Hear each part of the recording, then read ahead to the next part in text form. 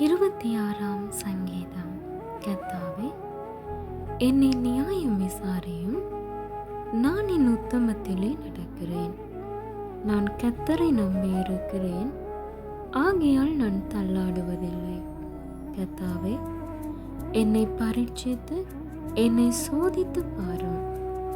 என் உள்ளிந்திரியங்களையும் என் இருதயத்தையும் புடமிட்டு பாரும்.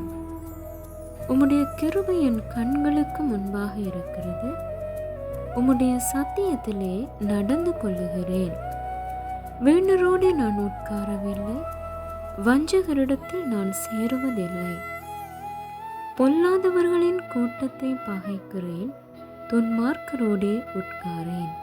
கர்த்தாவே, நான் துதியின் சத்தத்தை தொனிக்க பண்ணி உம்முடைய அதிசயங்களை எல்லாம் விவரிப்பதற்காக நான் குற்றம் இல்லாமையிலே என் கைகளை கழுவி உம்முடைய பீடத்தை சுற்றி வருகிறேன்.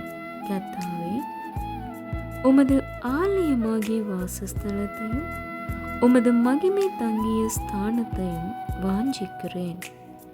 என் ஆத்துமாவை பாவிகளோடும் என் ஜீவனை இரத்த பிரியரோடும் கூட வாரிக்கொள்ளாதேயும். அவர்கள் கைகளிலே தீவினை இருக்கிறது, அவர்கள் வலது கை பரிதானங்களால் நிறைந்திருக்கிறது. நானோ என் உத்தமத்திலே நடப்பேன். என்னை மீட்டு கொண்டு என் மேல் இரக்கமாயிரும்.